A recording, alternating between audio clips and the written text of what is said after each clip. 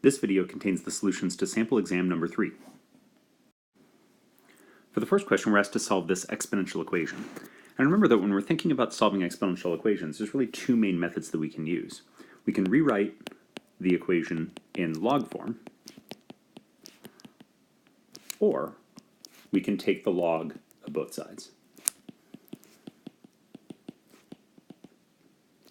So if we rewrite the equation in log form, using our definition of logarithm, which we've got here, where a to the x equals y means that x equals the log base a of y. What we see is that the base is e, the exponent is 5x plus 2, and the result is 13. So when we rewrite this equation, what we get is 5x plus 2 equals the log base e, which is natural log, of 13. And now to solve this for x, we just do opposite operations to both sides to get the x by itself. We subtract 2 from both sides, and then we divide both sides by 5. So we get natural log of 13 minus 2, all divided by 5. If we wanted to take the log of both sides, since the log that we have is a log base e, it makes sense to take the natural log, which is the log base e, of both sides. So natural log of e to the 5x plus 2 equals the natural log of 13. Now natural log and e to the 5x plus 2, those two operations, the log and the exponential, cancel each other out. And so we just get 5x plus 2. That comes from our properties of logarithms that we discussed in class. And now, just as before, we subtract 2 from both sides, and then divide both sides by 5. So either way, we get the result natural log of 13 minus 2, all divided by 5. Now we have another exponential equation, this one a little bit more complicated. What we're going to need to do is get the exponential term by itself before we can apply either of the methods that we discussed in the previous example. So first we're going to have to add 5 to both sides, and then divide both sides by 10. And now, just like in the previous example, we can rewrite this equation in log form.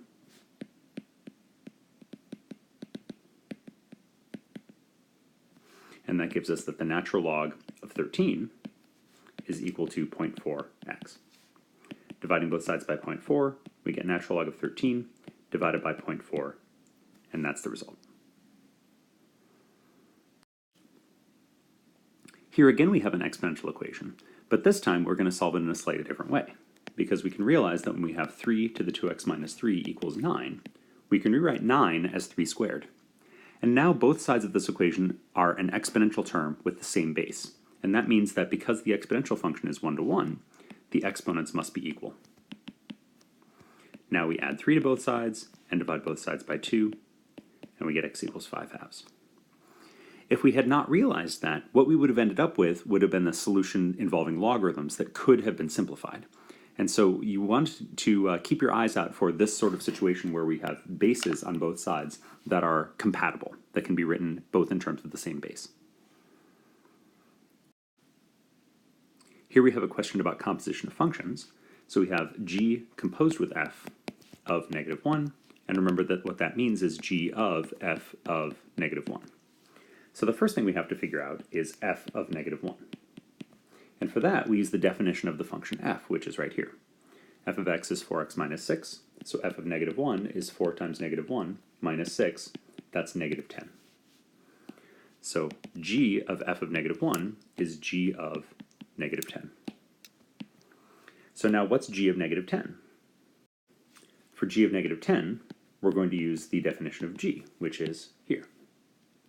So that's going to be 2 times -10 squared plus -10 minus 3. -10 squared is 100, so that's 200 minus 10 minus 3, that's 187. And so the answer to our question is 187. Now we're asked to find the domain of this logarithmic function, log base 10 of 3x minus 6. So the way we want to approach this is to remember that for the function log base 10 of just x, the domain is that x has to be greater than 0. We can't take the log of a negative, and we can't take the log of 0. So that means for this function, the 3x minus 6 has to be greater than 0. And that's an inequality that we can solve. Add 6 to both sides, divide both sides by 2, we get x is greater than 2. And now we're asked to write our answer in interval notation, And so the interval notation for x greater than 2 is 2 comma infinity with parentheses. So that's the answer. Now we have a logarithmic equation to solve. Log base 4 of x plus 6 equals 3. And again, we're going to use the definition of logarithm. We have the log base 4 of x plus 6 equals 3, so the base is 4, the exponent is 3, and the result is x plus 6. That gives us the equation x plus 6 equals 4 to the third power. 4 to the third power is 64. Subtract 6 from both sides, and we get x equals 58. Now we have an inequality to solve. 12 minus 4x is less than or equal to 6 plus 2x. And we're going to solve this just like we would as if it were an equation. We're going to add and subtract and divide things on both sides, just keeping in mind that if we ever divide both sides by a negative, or multiply both sides by a negative, we'll have to reverse the direction of the inequality. So I'm going to subtract 2x from both sides, and I'm going to subtract 12 from both sides. That's going to give me negative 6x is less than or equal to negative 6. And now I'm going to divide both sides by negative 6, which is going to reverse the direction of the inequality. So that gives me x is greater than or equal to positive 1. We're asked to write our answer in interval notation. So in interval notation, this is a square bracket, 1 comma infinity, written like that.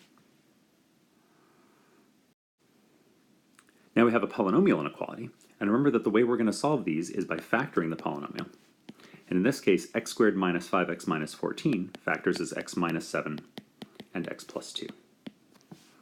Now we're going to create a sign diagram. For the sign diagram, the values that make this polynomial equal 0, based on this factoring, are negative 2 and positive 7. So in each of these three intervals, x values less than negative 2, x values between negative 2 and 7, and x values greater than 7, we're going to ask whether x minus 7 is positive or negative, and whether x plus 2 is positive or negative. And what we find is that when x is less than negative 2, x minus 7 is negative. Between negative 2 and 7, x minus 7 is negative. And greater than 7, x minus 7 is positive. Similarly, when x is less than negative 2, x plus 2 is negative. Between negative 2 and 7, x plus 2 is positive. And greater than 7, x plus 2 is positive. Now when we multiply x minus 7 times x plus 2, minus times a minus is a minus times a plus is a minus, and a plus times a plus is a plus. And at negative 2 and at 7, the function equals 0. So we're asked to find when is it greater than 0. And so what we're looking for on our number line, on our sign diagram, are the pluses. And so what we see is that this polynomial is positive from negative infinity up to negative 2, but not including negative 2, because at negative 2 it actually equals 0, and we want to know when it's greater than 0. And it's also positive from 7 up to positive infinity. And since we have multiple intervals that we want to join together, we use the union symbol, which looks like that, and then that is our final answer. For this one, we once again want to compute a composition of two functions. This time we have a table of values. So f composed with g of 3 just means f of g of 3. So what is g of 3? We got to work from the inside out. For g of 3, we find 3 in the x values, and then we find the corresponding value in the g of x line. And that tells us that g of 3 is 0. So now what's f of 0? So now we find 0 in the x line, and we look along the f line to see that f of 0 equals 2. And so that's the final answer to this question. For this question, we're asked to think about the relationship between the graph of a function and the graph of its inverse. So we're given that 3 comma negative 4 is a point on the graph of the original function, and we want to know what point is guaranteed to be on the graph of the inverse function. And so what we have to remember here is that the x's and y's on the graph of a function get reversed when we go to the inverse function. So if x comma y is on the graph of y equals f of x, then y comma x is on the graph of y equals f inverse of x. We switch the order of the x's and the y's, And so that means the answer here is negative 4, comma 3. For this one, we're given an equation in exponential form, and we're asked to find the corresponding logarithmic form. And once again, what we need to use here is the definition of logarithm, which we have here. So the base is L, the exponent is Q, and the result is A plus B. And so when we rewrite this in logarithmic form, we get is the log base L of the result, which is A plus B, equals the exponent Q. And so that would be our logarithmic form. Now we have some application problems. So for this one, we're given a logarithmic function. We're told that t of r is 40 times log base 2 of r plus 100, where r is the number of rows in a spreadsheet. And so we're asked how long does it take our computer to sort this spreadsheet if it contains 800 rows. So we're told that r equals 800. That's what this part of the sentence tells us. And so we want to know the time, so we're looking for t of 800, which is 40 times the log base 2 of 800 plus 100. Now our calculator doesn't have a log base 2 button, so what we're going to have to do is put in the natural log of 800 divided by the natural log of 2 using our change of base formula, and then add 100 to the result. When we put that on our calculators, what we get is 485.754. Now we're asked to round to the nearest millisecond, and this is measured in milliseconds. That's what they're telling us here. So that means we need to round our answer to the nearest whole number, and so we get 486 milliseconds.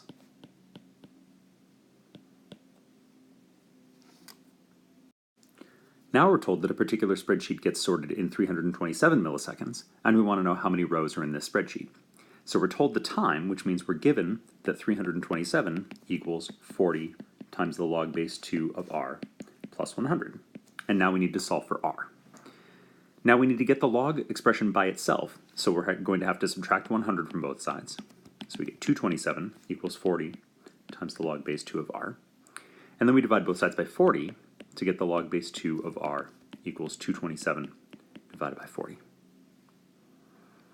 Now to solve for r, we're going to rewrite this expression in exponential form, which gives us that r equals 2 raised to the power 227 divided by 40. And when we work that out, we get 51.091. Now we're asked how many rows are in this spreadsheet, and we need to round to the nearest whole number, which means this is going to be 51 rows.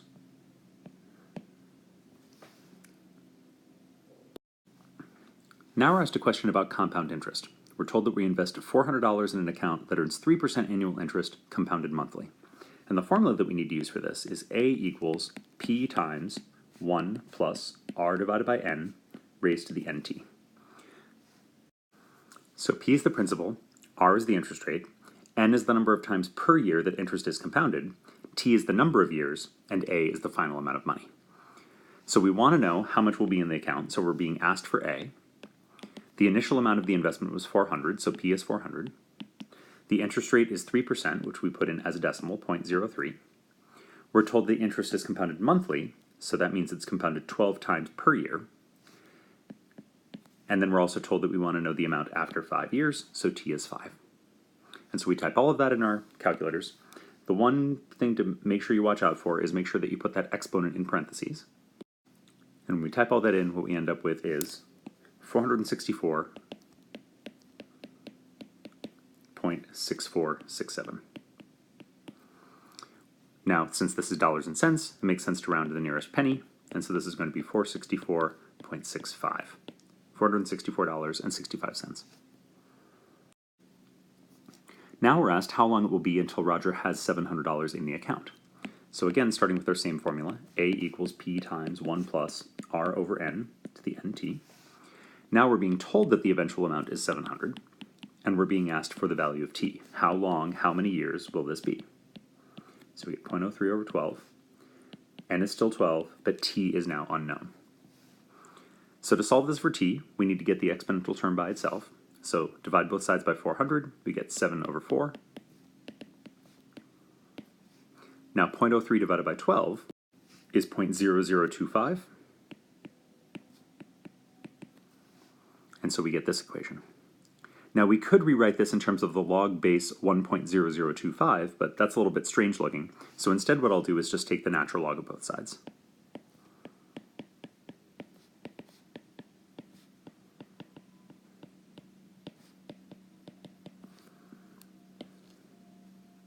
On the left, I have natural log of 7/4. And on the right, that exponent comes down using our properties of logarithms. So we get 12t times the natural log of 1.0025. And now to solve for t, we just divide both sides by 12 and divide both sides by natural log of 1.0025.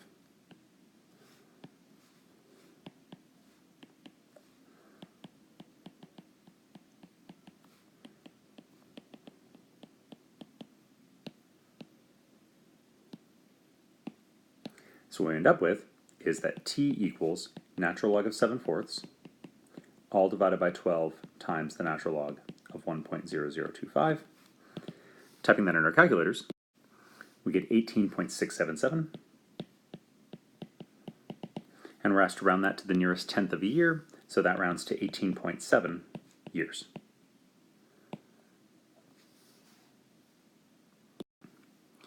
Finally, we have a question about radioactive decay. So we have a sample that has a half-life of 20 days, and we start with an initial sample of 500 grams, and first we're asked to find the decay constant.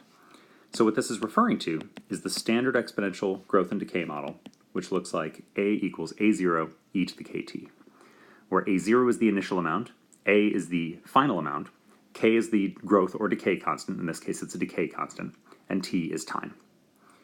So what information do we have? We're told that the initial sample is 500 grams. And so that means that A0 is 500. And we're also told that the half-life is 20 days. And so that means that after 20 days, we're going to have half of what we started with. So when t equals 20, the amount will be 250, half of 500. Putting those values into my equation gives me something that I can solve for k. Remember, what we're looking for here is the value of k. So we're going to divide both sides by 500. That gives us 0.5 equals e to the 20k. Rewriting in log form, we get 20k equals the natural log of 0.5. And then finally, k equals the natural log of 0.5 divided by 20. And that works out to be negative 0.034657. Rest around to 6 decimal places, so that's what we end up with. So now that we have our model, we're going to use it in part B to figure out how many grams of the isotope remain after 45 days. So all we have to do is plug 45 in for t. We get 500 times e to the negative 0.034657 times 45, making sure that when we type this in our calculator, we put that entire exponent in parentheses. That's going to give us 105.11375. We're asked to round to the nearest tenth, and so that rounds to 105.1.